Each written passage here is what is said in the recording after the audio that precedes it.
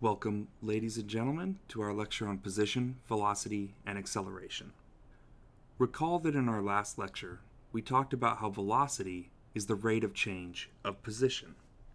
In particular, remember we talked about how average velocity on a plot of position as a function of time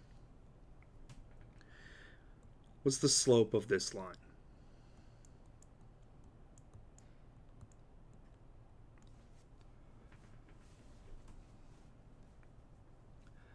But remember, we also talked about what was going on when x as a function of t is not a straight line.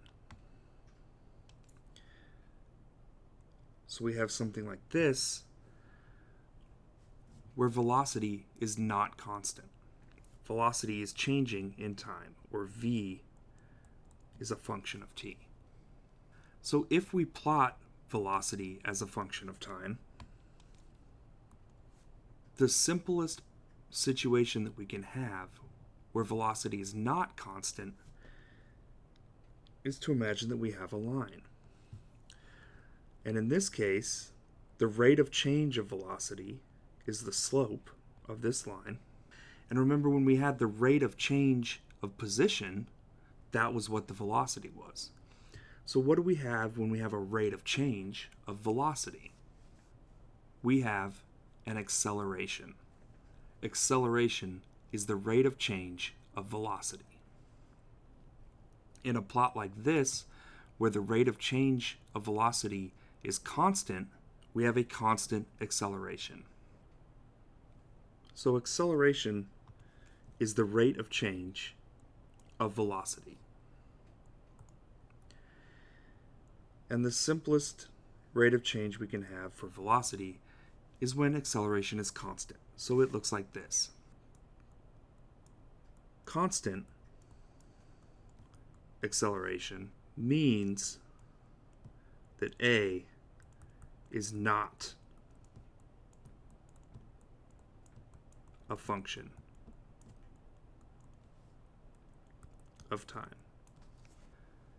And even though this is a very simple system and it describes fairly simple motion, we can actually model real-world systems with acceleration that's constant. So near the surface of the Earth, gravity gives objects a constant acceleration, meaning that everything will fall with the same rate as long as we're near the surface of the Earth. Now, we've all seen things for which this isn't true. For example, my body falls much faster than my body with a parachute. That's the whole point of the parachute, right? So we know that in this case, the acceleration of my body is not the same as acceleration with a parachute. Not equal.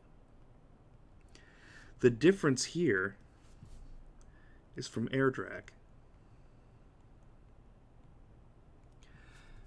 And air drag creates a force that always opposes motion. It always moves against the way that you're moving, and it decreases your acceleration.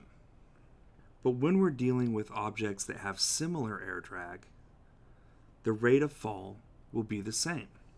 So if we're dealing with objects that have a similar air drag and they're falling a short enough distance, so for example, if we're dropping a bowling ball and a basketball, they will actually fall with the same acceleration. So their velocity will change in time. They'll speed up the further they fall. If you were dropping a bowling ball on your toe, you'd rather have this distance be 6 centimeters than 6 meters, right? So it will fall faster as it falls further, but the acceleration will be the same. So if we release this bowling ball and this basketball at the same time, they will hit the ground at the same time. And this is actually true. This is the way things work in the real world.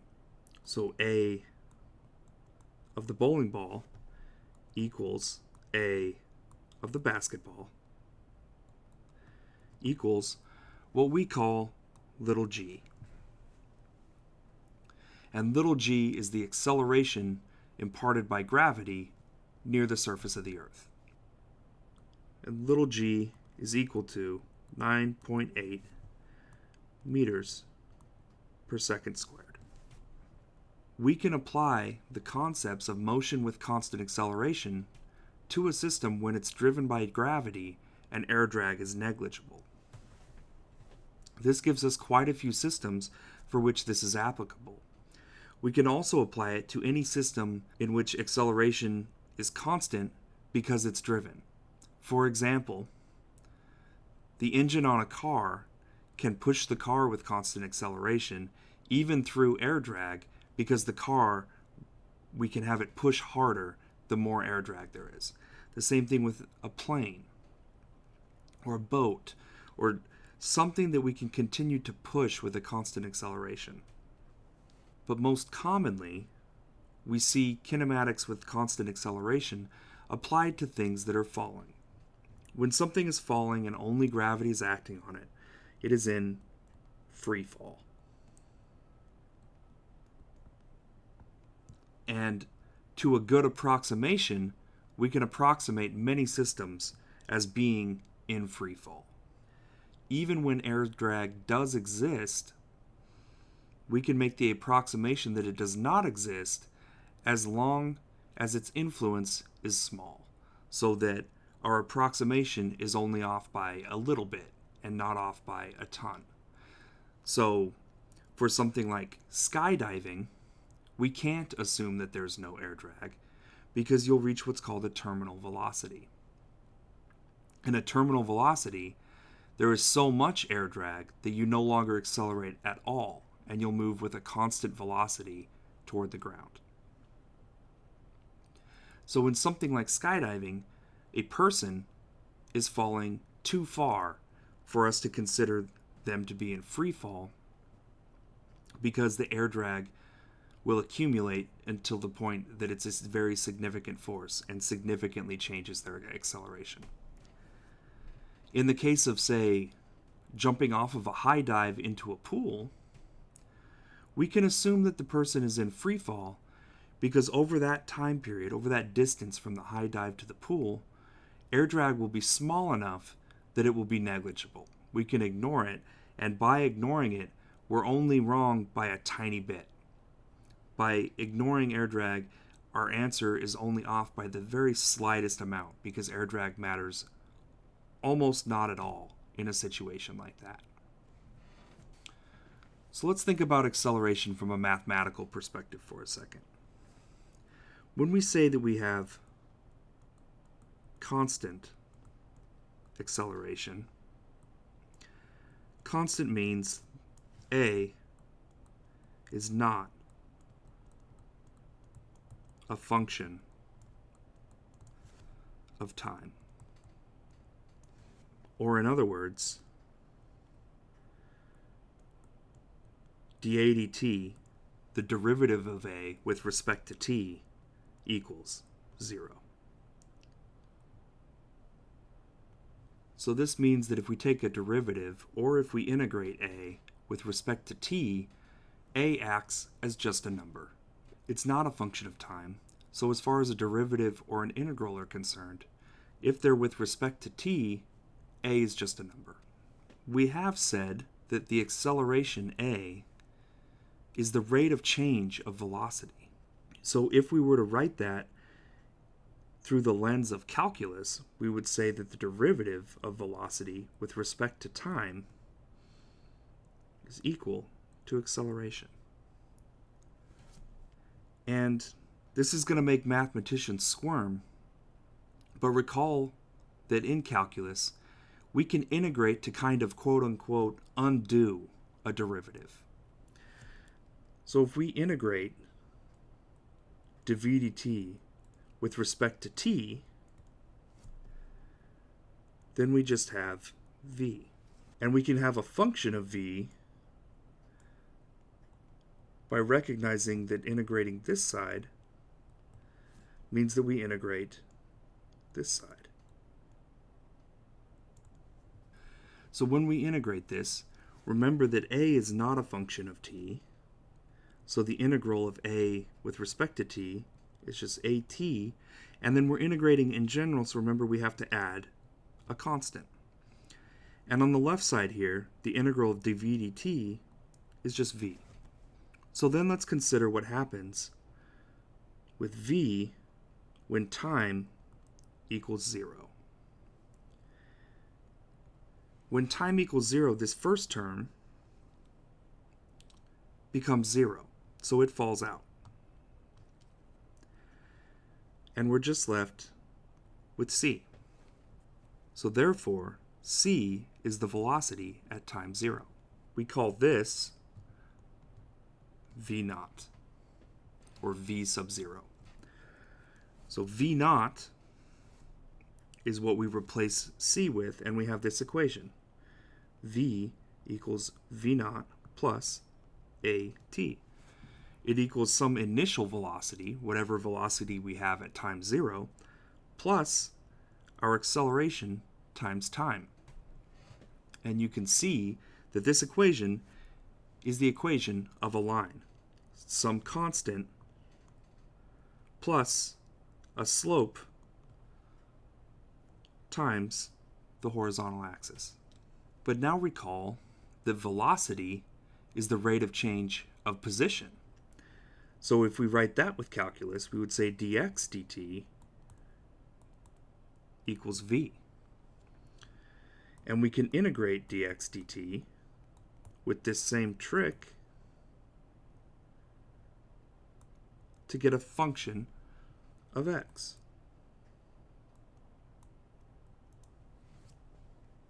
So on the left side here, the integral of dx dt is just x. And on the right side, remember that we said v equals v naught plus at.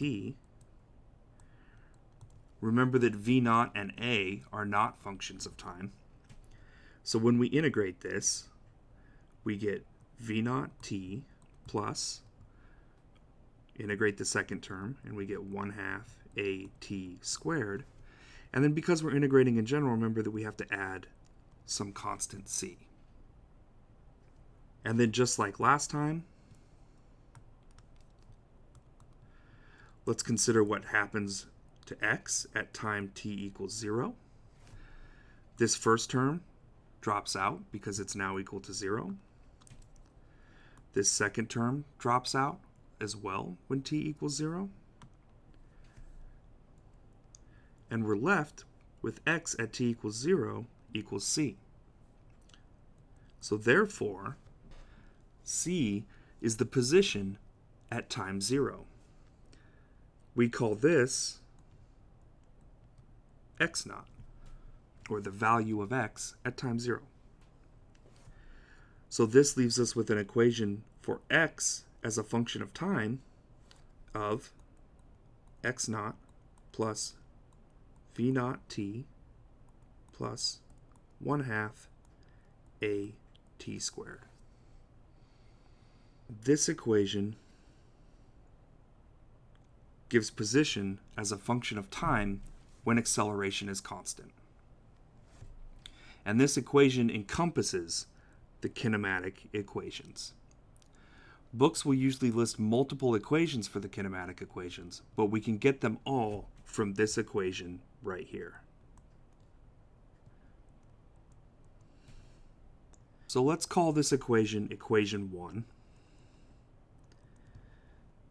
and put it up at the top here.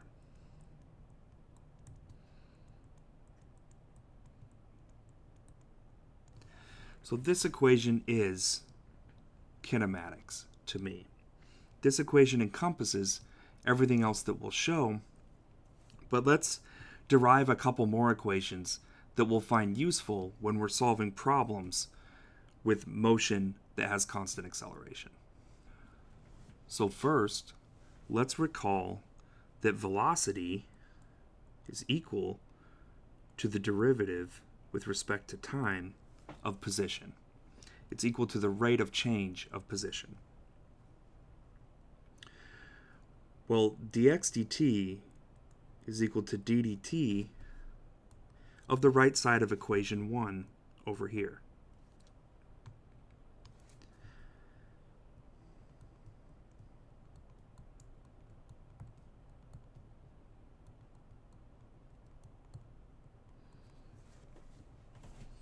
And remember that x0, v0, and a all are not dependent on time. These are all constant. So this derivative comes out to v0 plus at. And remember, this was the equation that we had before for velocity. So let's take this equation and call it equation 2 for our kinematic equations.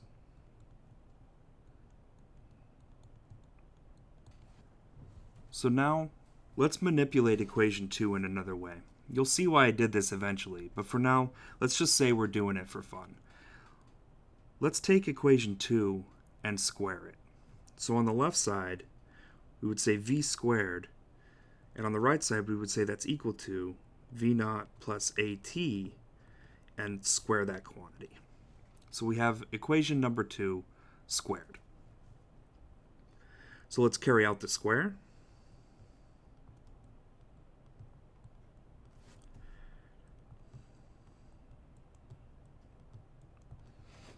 And we have this. So now let's take this equation and let's pull out a 2a from these two terms on the right. So we leave v0 squared alone, but we're going to say we have a plus 2a and then times these two terms on the right, or what's remaining after we take out a 2a. So this first term would be a 1/2 a t squared. You can see if I multiply 2a by 1/2 a t squared, what I get is a squared t squared. That's this term. And this second term, when I take out a 2a, is just v0 t. But this should look familiar from equation 1.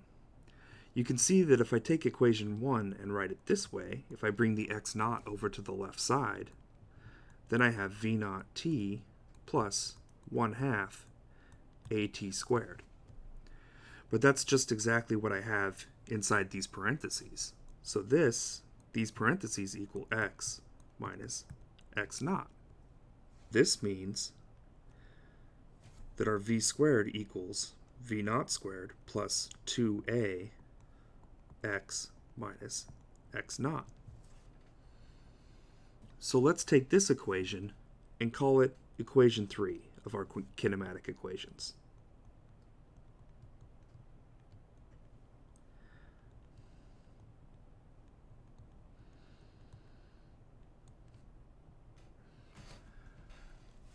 And then let's do one more little algebraic manipulation. Let's take equation 1 and pull x0 over to the left side, just like we did as we were doing our last manipulation. So we have equation 1 here, and we're going to pull x0 over to the left side.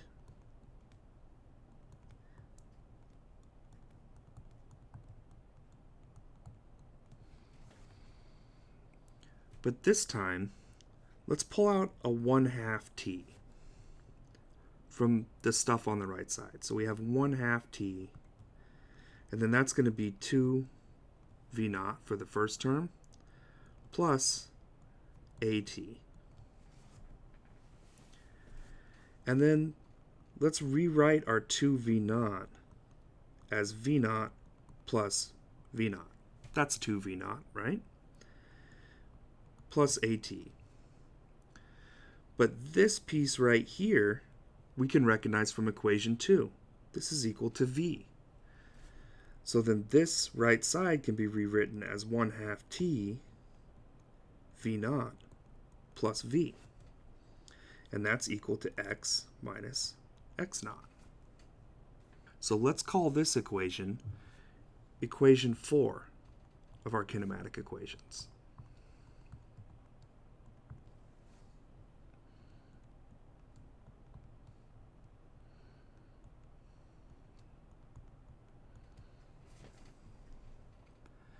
So now we have 4 equations for kinematics, but we got them all from equation 1. We got equation 2 by taking the derivative of equation 1, and we got equations 3 and 4 by just playing around with some algebra and using equations 1 and 2.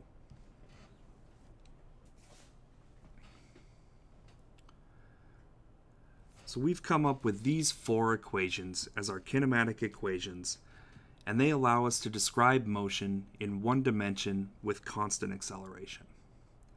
So notice that we have 4 main types of quantities here.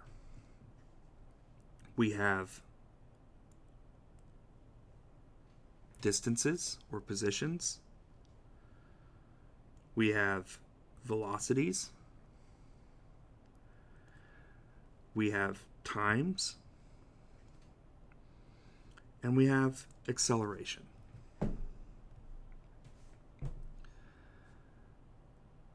Now notice that with position and velocity, we have x naught and v naught, but these don't vary.